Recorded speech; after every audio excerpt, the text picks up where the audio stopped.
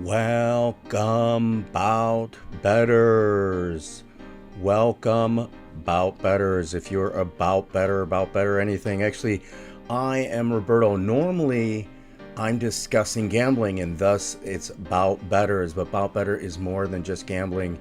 We do all sorts of cigar reviews. We do product reviews.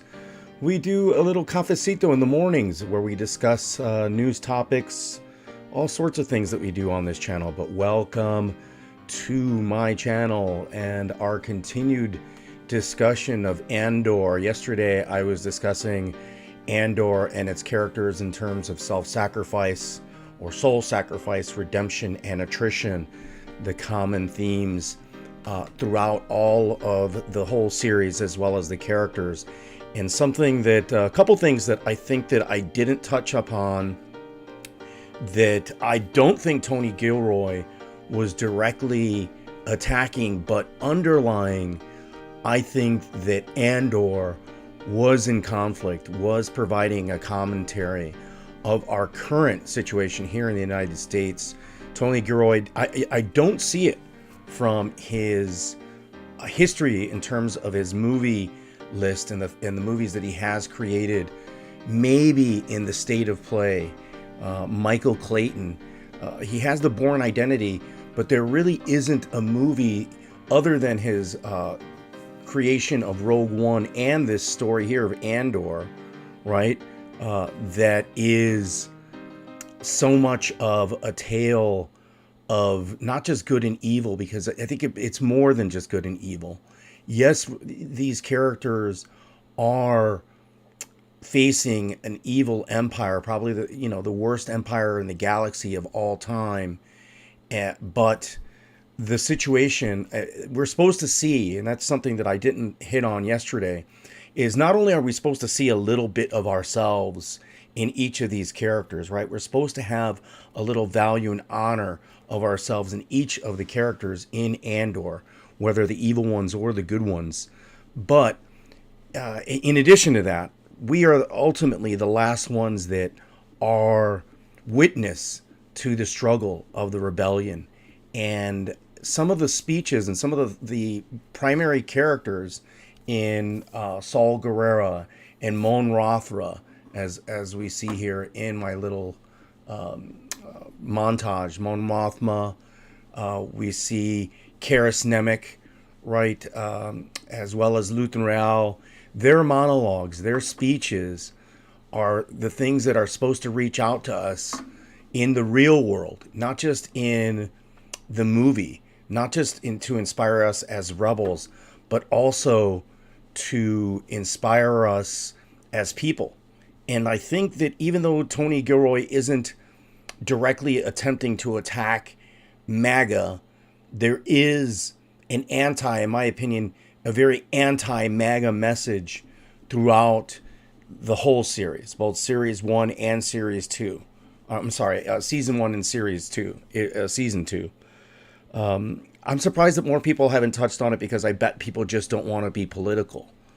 But if you look at what the current state is of what the U.S. government is doing, and then, the repression, the changing of truth that Mon Mothma speaks of, the overwhelming damage that they have done culturally that Luthen Rael speaks to, and then the spark or the mistrust. I should go to the mistrust, right? The mistrust and the sadness that is part of Saul Guerrera, even though he is a fierce rebel.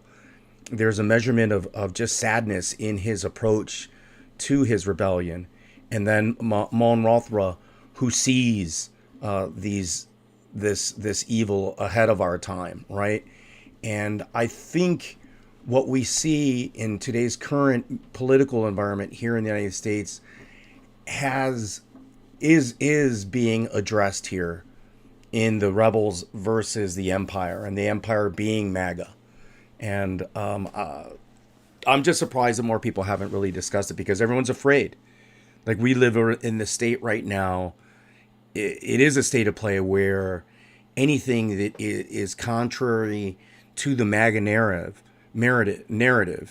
that is speaking out against the Maga influence that it's having both on a legislative level, a philosophical level, a cultural level, and the legal level. If we see the crackdown on the immigration that is happening, the laxing of laws on the environment, and the opening up of our resources for mining, as well as just the repression and the transformation of media as well as journalism that's happening in the country, we're starting to see that there are elements of MAGA that are reflective to the Empire in Andor, specifically in Andor more than in any of the other Star Wars stories, movies, or shows. So we're going to just play. I'm going to play and we're going to discuss a little bit. We're going to start. Let me see here. If we're, I'm confident that we're broadcasting, right? But as always, I need to check that out. But welcome if you're in here. I appreciate anybody that stumbles upon my content here. Let's open up the chat. I'm confident that we're.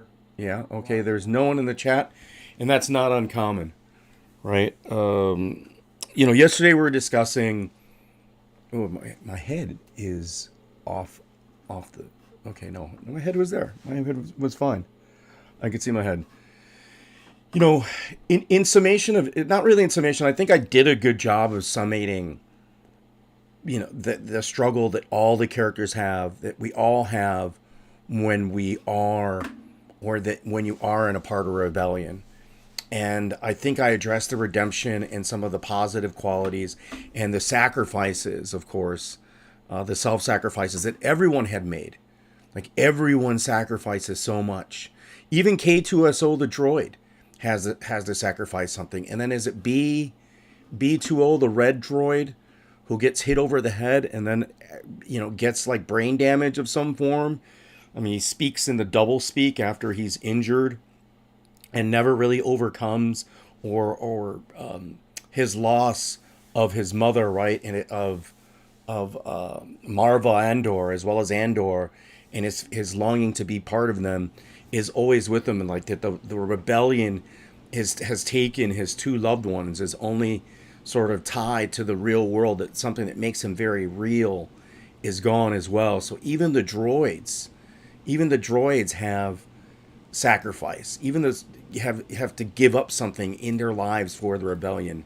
Kino Loy, right, who was the leader on the prison area, who the team lead, who can't swim but yet is motivating people. In fact, we could start with actually Kino Lloyd as the end of it, right, of one of that series one, right, when they escape.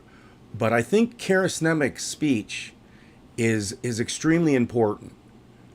His speech, which Partagas in the end actually listens to, right? Let me get myself a little smaller here, and we'll listen to part of it. Hopefully YouTube doesn't smack me down. So we're going to listen to parts of his speech and sort of break it down here to an extent.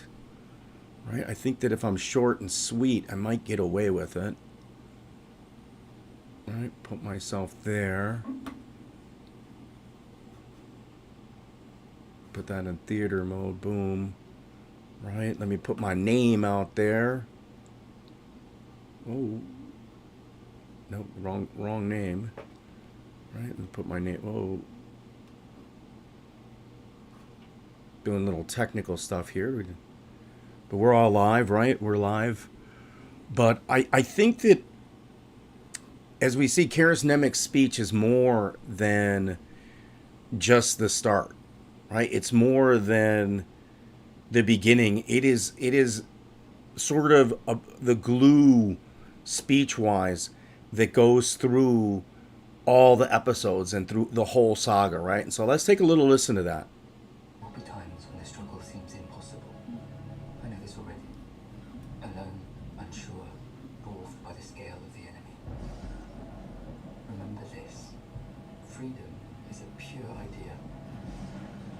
occur spontaneously, without instruction.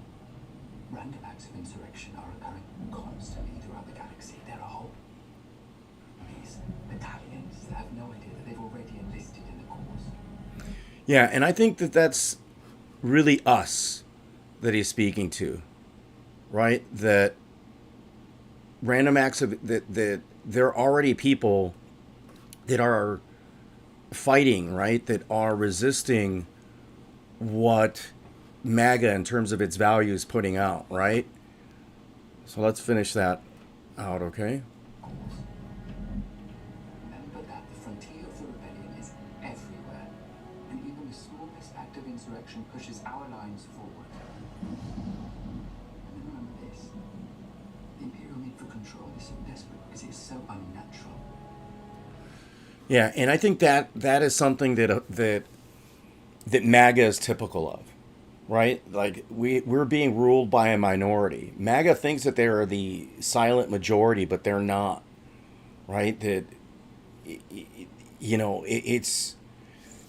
it's really we're being ruled, and what their policies and the things that they're enacting are, to some, can be viewed as evil, but aren't popular. They're not something that most of the population wants. Most of the population doesn't want economic uncertainty, right? Most of the population doesn't want the suspension of habeas corpus. Most of the population doesn't want our federal lands and our national parks to be opened up for mining and for drained of resources. Most of the population doesn't want to seize Greenland or Panama or have tensions with our neighbors in Canada, right? Most people don't want these things, and they're highly unpopular. But yet, in them being in power, they're able to sort of bear down these values and these actual political, both political and social activities, these directives, really, that affect everybody on an everyday basis. And there are people that are fighting against it. You are all part of the rebellion, or the rebellion at this point. If you're listening to me now, It requires constant effort. It breaks. It leaks. Authority is brutal. and we see that now when the like when Kash Patel and the head of DHS and Holman are in front of the Congress. They struggle, right? They struggle to tell the truth. They get so frustrated, and you could see their anger, their lack of composure. They crumble, trying to withhold a lie, to maintain a lie, and to not be forthcoming of their truth and what their true intent was. They just bleed. You could see it, how uncomfortable and how unsettled they are, right? So again, we're listening to Oppression is the mask of fear. Remember that. Joey saying to cut the mic. The day will come when all these skirmishes and battles, these moments of defiance, will have flooded the banks of the Empire's authority, and then there will be one too many. One single thing will break the siege. Remember this. Try. Yeah, so although Joey's in there, Joey wants to hear some MMA. Boring. That's okay, Joey. We're all right here on the boring tip. You could come in at a different point. We'll be listening to some other stuff, right? Like Joey's actually part of MAGA, but it's going to be too late for Joey to realize that when he travels and next time he has a hard time getting back in the country, or when he isn't allowed to enjoy himself abroad like he might think, he's everyone's gonna fuck around and find out is what is going to happen, right? So you're messing up my flow here, Joey. You're messing up my flow here. So yeah, Kiris Nemec really lets us know that there is hope, right? That no matter how small the effort is, against what the establishment is, against what the empire is, that there is hope and there is an ability to defeat them no matter how powerful they are, right? That is really something that is key there, right? Next, whose speech we'll look at is Marva Andor's finished speech. As I mentioned yesterday, like really, she was the one that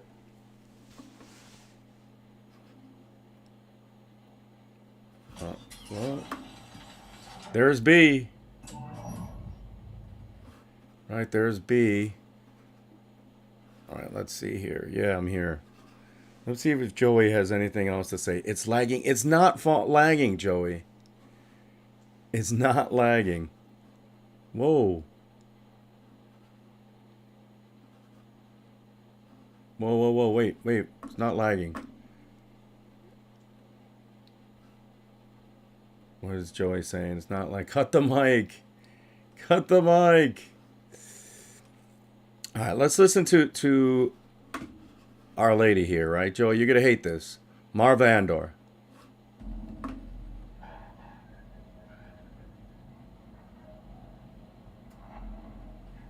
It's Andor's mother, right?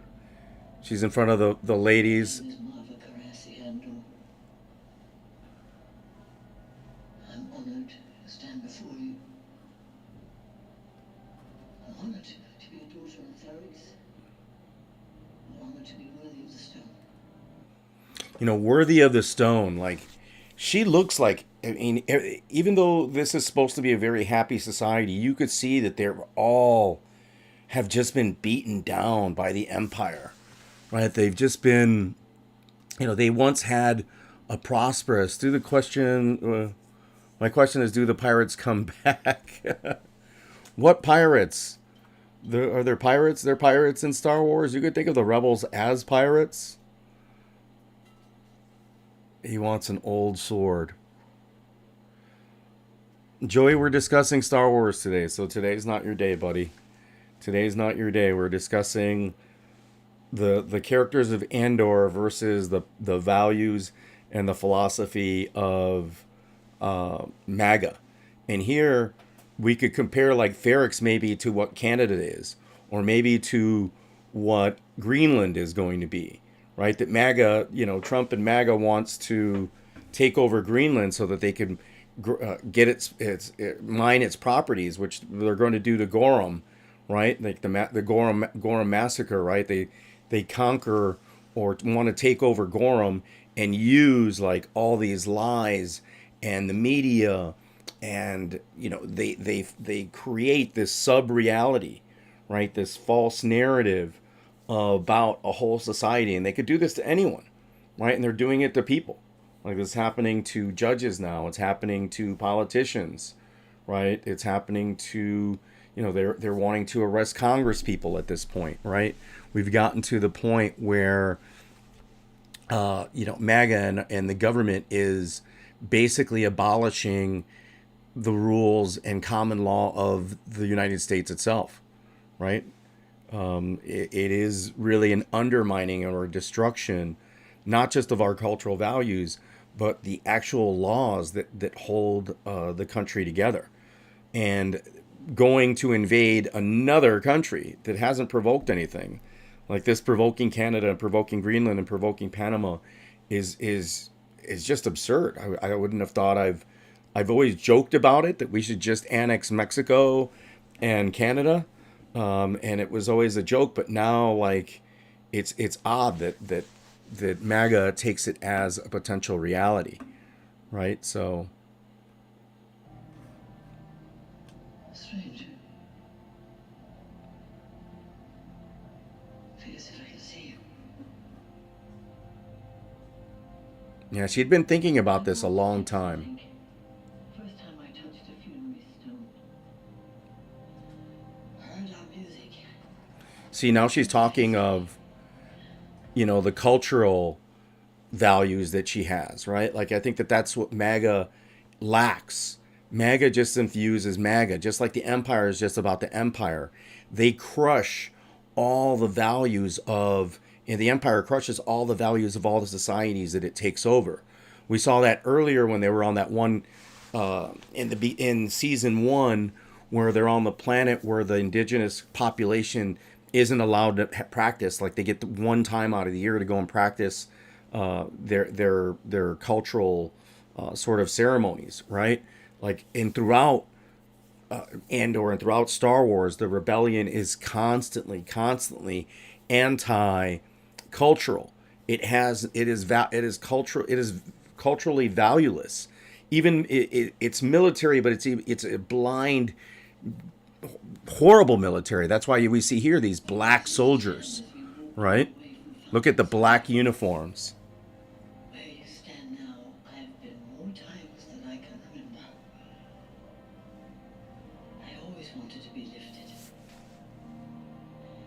I was all Yeah, she desired to be immortalized and enamored by her people, which we all do, right? This is contrary to what the Empire does. The Empire, you're selfless for a cause that would just waste you, right? And we saw that in the end with Dedra Miro, like, just who sacrificed herself, worked so hard, killed other people for the Empire, and then in the end just ended up in prison all on her own. always waiting to be inspired. I remember every time it happened, every time. The dead lifted me. With their truth. Yeah, see, they lifted him with their truth. The truth is another central theme here, and it's something that Maga is in the creation, the fabrication of truths, and Monrothra will also speak of this a little bit later. And so with Saul Guerrera, he has so much problems, not just from his drug addiction, from inhaling the rhodidium, he that is driving him crazy. His paranoia is legitimate because there are lies upon lies upon lies, and he's correct that the lies there's so much lies out there that we don't know, right? The difference between what is real and what's not real, because there is so much deception. There are so many lies, and that's Maga. Maga's is in the culture of lies and of control and of fear.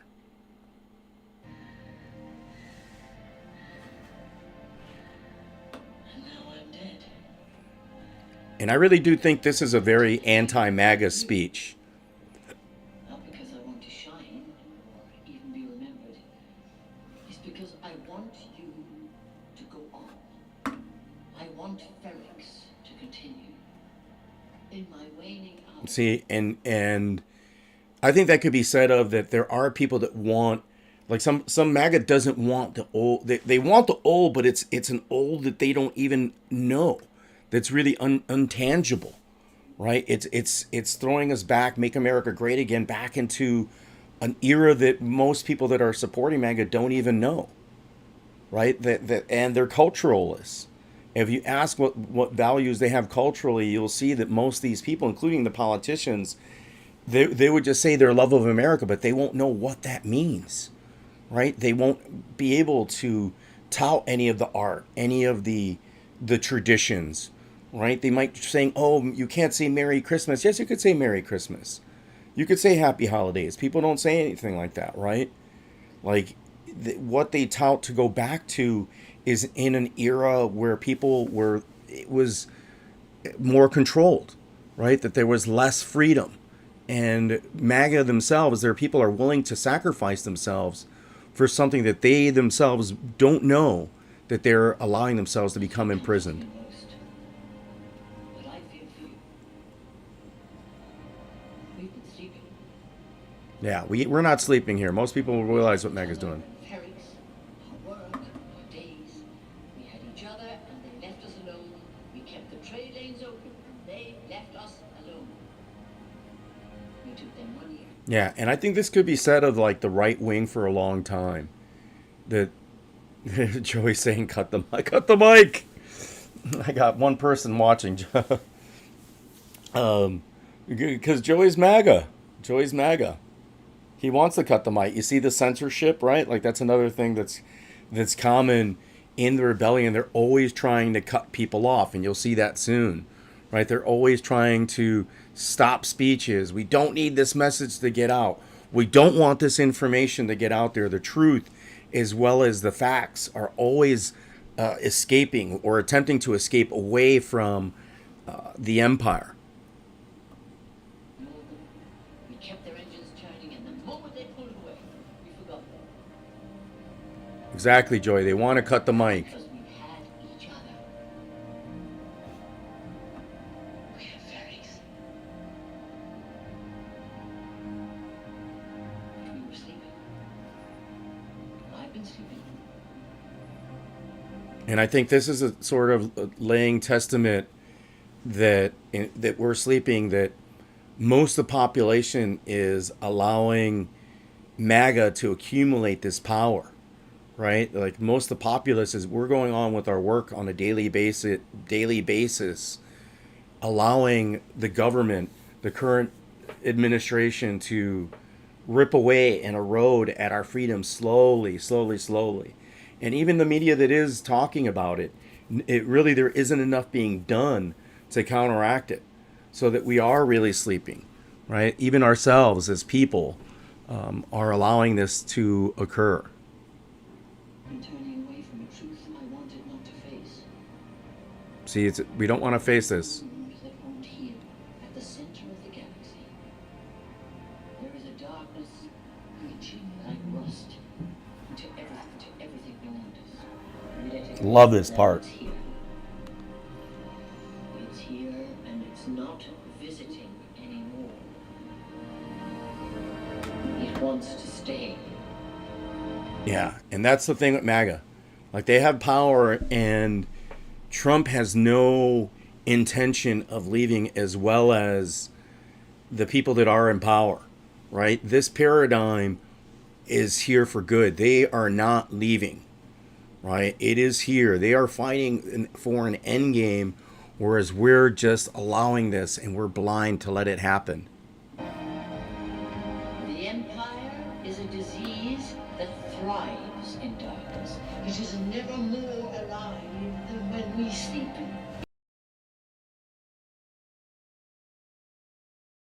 That we're allowing this it's growing, right? Not just the MAGA movement, and it's not just the people of, it's not the people of MAGA, but the power, the people that have seized power are little by little, right? It isn't just the Project 25 efforts. That's already been done.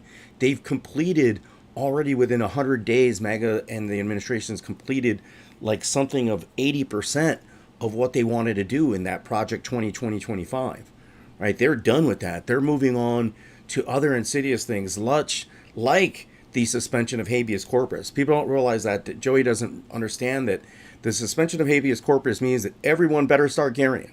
That if you are arrested, you will not have right to a trial, right? It's more than the Wild West, more than just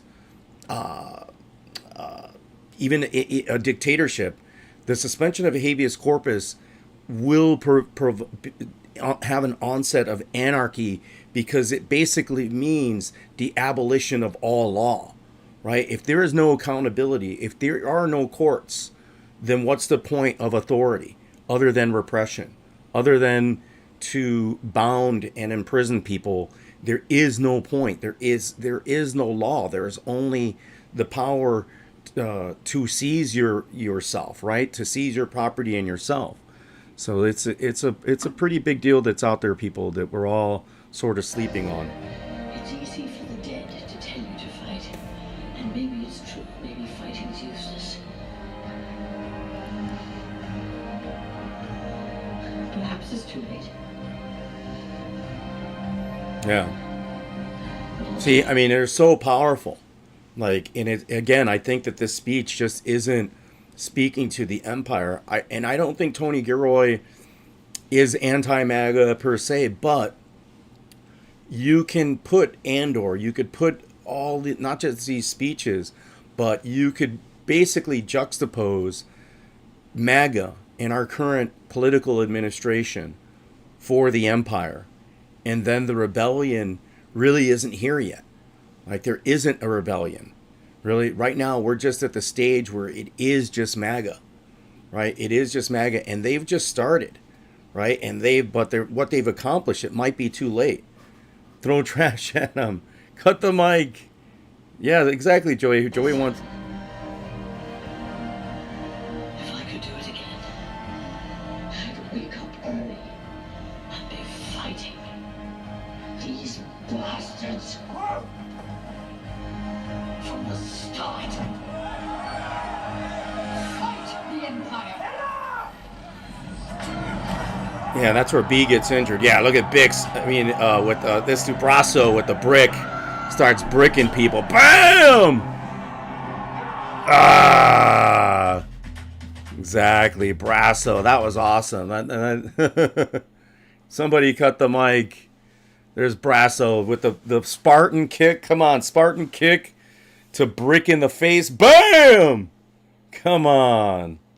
I wanted to freeze it there because I think that's how, you will feel once you are free, right? Once you are free,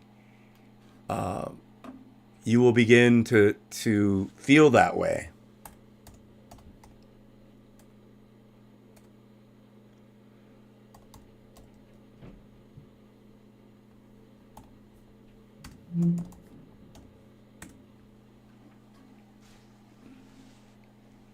And I've listened to this monologue quite a bit. What do you sacrifice? Right? Like, again, the theme of play Dark Vader. No, we're playing this is like basically the best monologue of all of Star Wars. I don't know if there is a better speech from anyone at any time. This might be one of the best monologues, in my opinion, in a lot of cinema. Right? Because it speaks to what the real sacrifice is that can be in everyday life, right? The things that we do sacrifice, what we're willing to do, the desperation for all the things that we want to do that challenge ourselves, not just in rebellion, but just in everyday life. And that's what the first character was mentioning.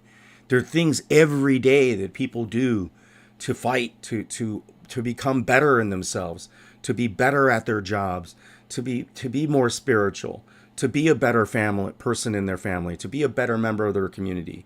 There's an intense struggle that some people might have, a level of aggression that you may not notice, but you would notice if you go somewhere else where Joe's like, what about the aliens? That's a very good question. We're going to talk about that in a moment, Joey.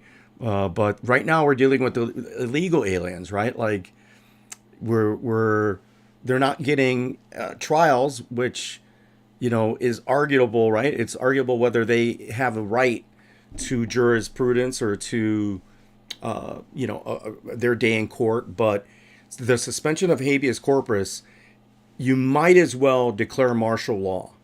And at that point, the government is ruling and the military is ruling and all our freedoms are gone. And it's going to get that way. We're at that 50-50 mark where it could happen. I predict that it is going to happen. I think all of this is done.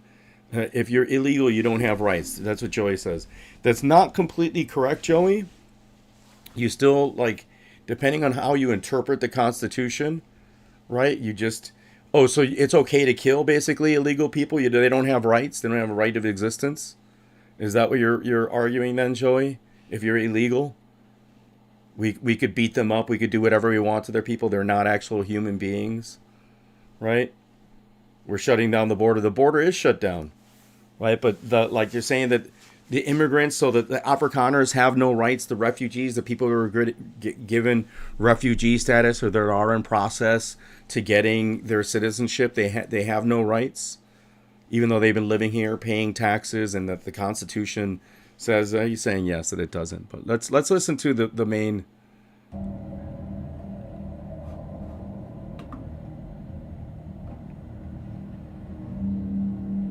See, he's in darkness himself. Calm. Kindness, kinship,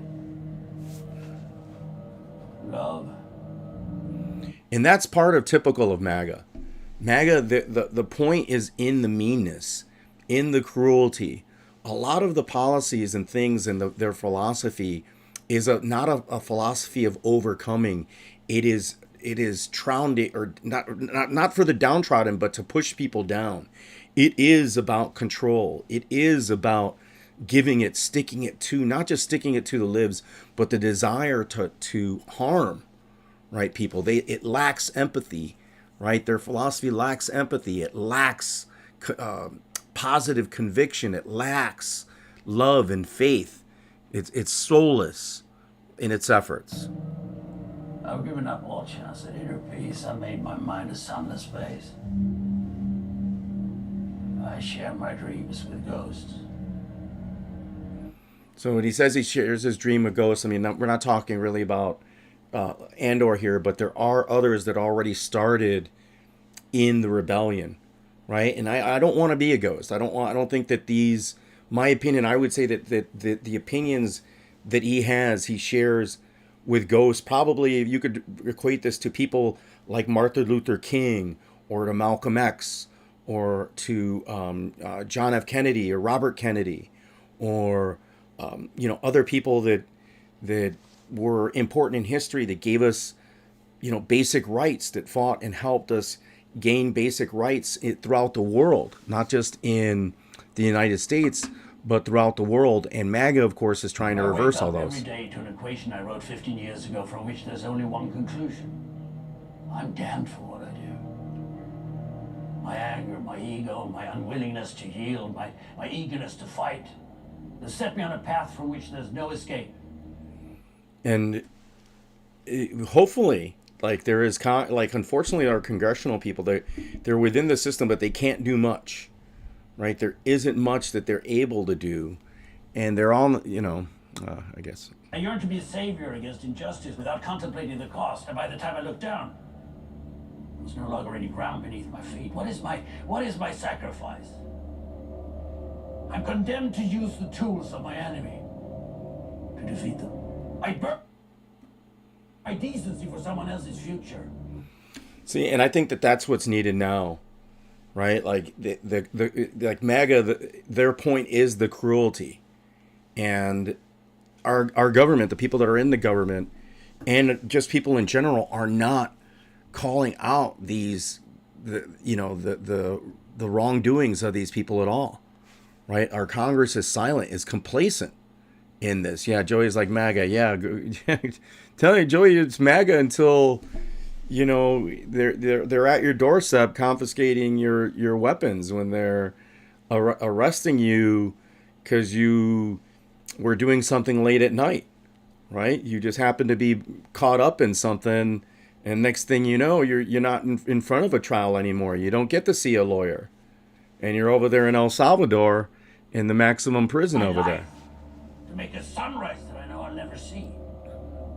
Now, the ego that started this fight will never have a mirror or an audience or the light of gratitude.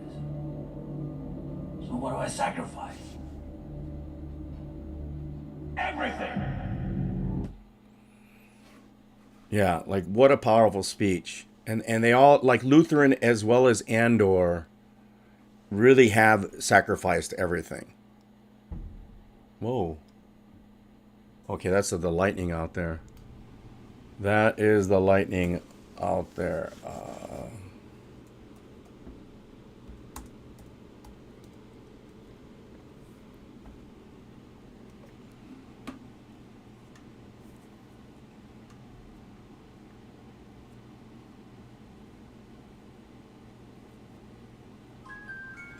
Whoa. Let me get this out of here.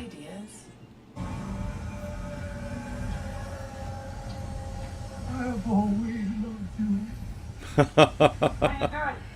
I mean, Saul Guerrero is just so delusional, right? Like, war has taken so much from him, right?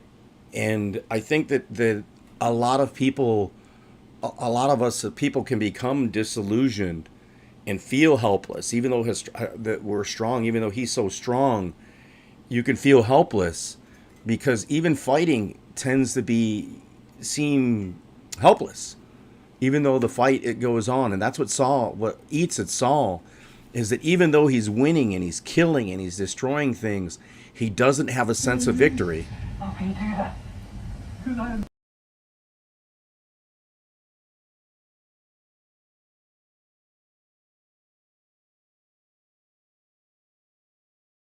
You feel how badly she wants to explode? Remember this. Remember this moment. This perfect night. You think I'm crazy? Yes, I am. Revolution is not for the same. Yeah, see, that revolution's not for the sane is really important thought here. That it, it takes someone. He gave his sacrifice is his sanity, right? He lost his sister already, and now his lost his sanity not just from the addiction, right, but also just from the struggle that he has to go through every day. And I could see this in people that imagine being imprisoned like Andor was in in the Empire slave camp, right? Imagine these guys. Imagine going to the concentration camp that they have in El Salvador and being a prisoner there and having no out, right? Or getting out, and then what happens to you, right? I should have prepared this a little bit more. Around, hunted, cannon fodder. We'll all be dead before the Republic is back, and yet here we are. Where are you, boy? You're here. You're not regrouping. You're here. You're right here, and you're ready to fight.